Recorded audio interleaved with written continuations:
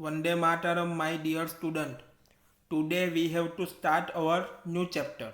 Chapter number 3rd, Flip to Fabric, Part 7. Exercise. Question first. You must be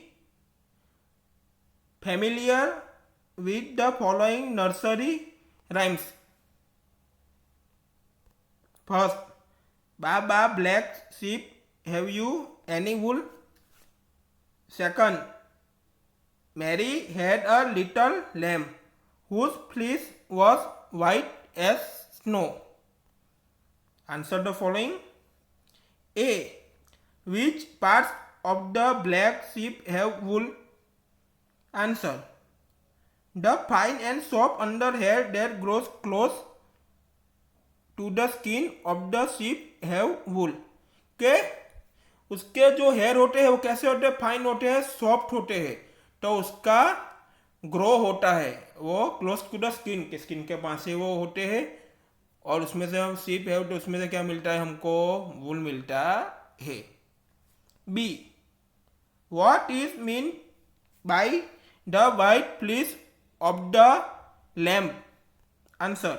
B. White fleece of lamb means the color of the fleece of lamb is white. The natural fleece of sheep and goat is black, brown और white. तो जो white fleece होते हैं lamb, तो means colour of the fleece lamb is white, तो उसका colour कैसा होता है? वाइट होता है. और जो नेचुरल जो sheep and goat होते हैं तो उसका हेयर कैसे होते हैं? ब्लैक होते हैं, ब्राउन होते हैं और वाइट होता है. Question second. The silkworm is A. A caterpillar. B. A larva. Choose the correct option.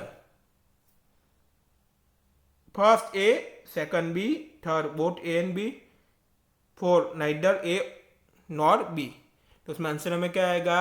Both, third, both A and B आएगा. Question third.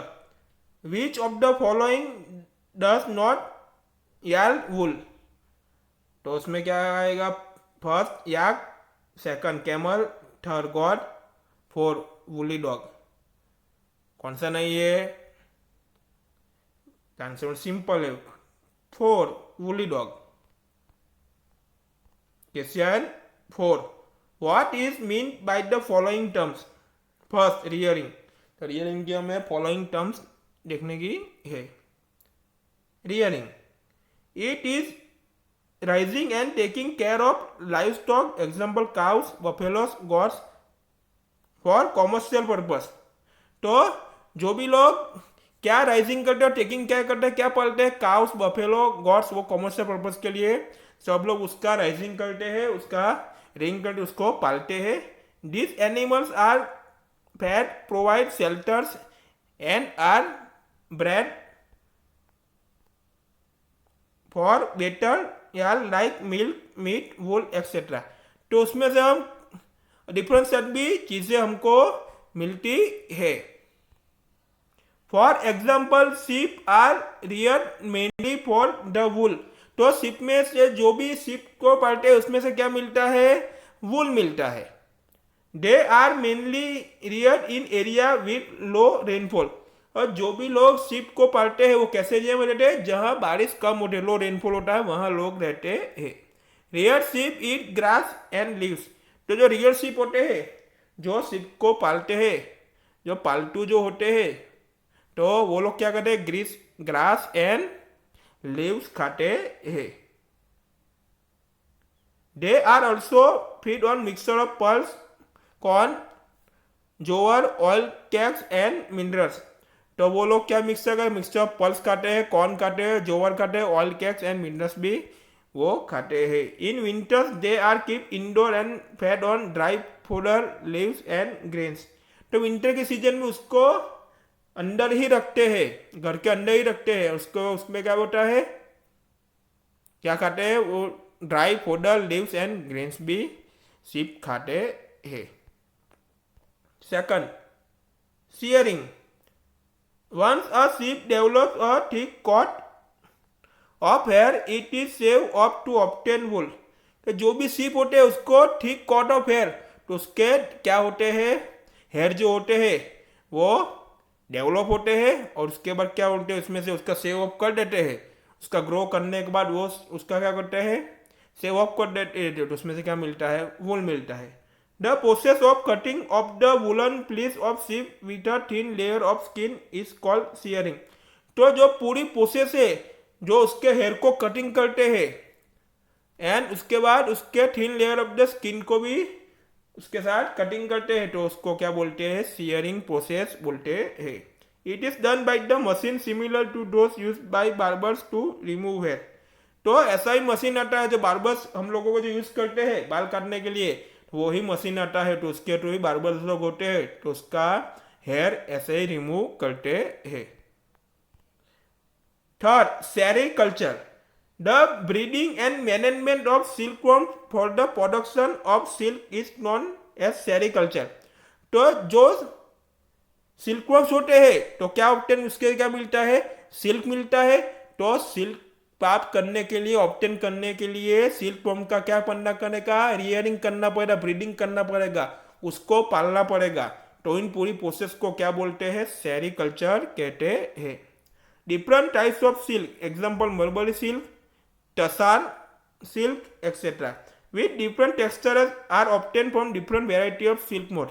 तो डिफरेंट टाइप्स ऑफ सिल्क होते हैं, तो मलबरी सिल्क भी होते हैं, टसल सिल्क भी होते हैं, तो उसके ऊपर डिफरेंट टेक्सचर होते हैं and are obtain from different variety of silk moth. तो आपको डिफरेंट वेराइटियों में भी सिल्क मोड मिलते हैं।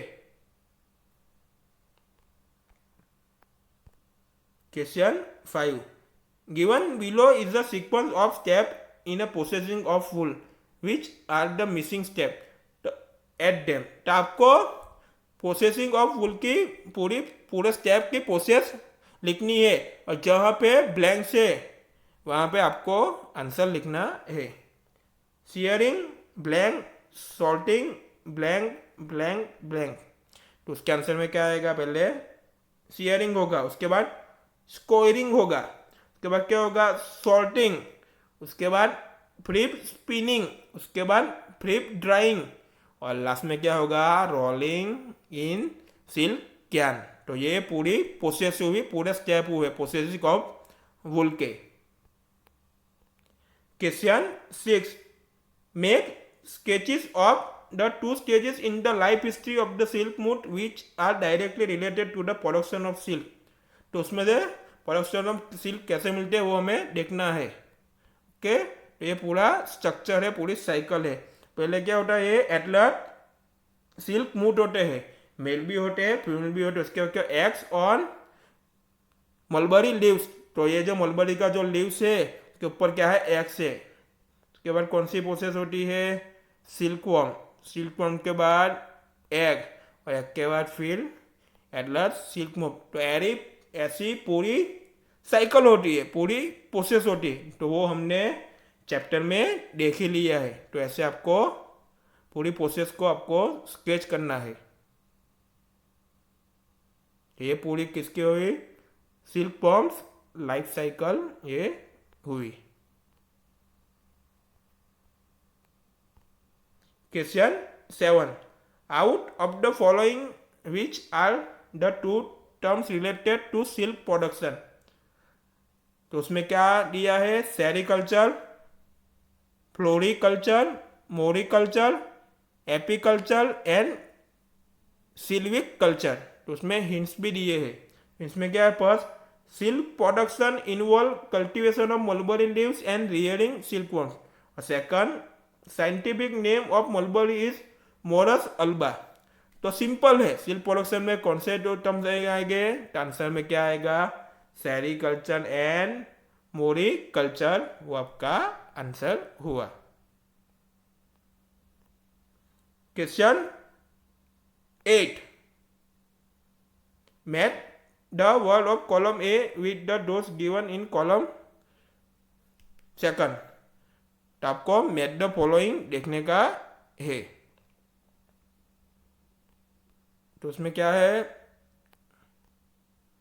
फर्स्ट स्कोरिंग, तो उसमें क्या आएगा, ई क्लीनिंग सीएड स्किन, पता है ना, अभी हमने एक्सरसाइज में देख लिया। उसका सेकंड मलबरी लीव्स, तो सिंपल है, तो इसमें क्या आएगा answer C food of silk warm.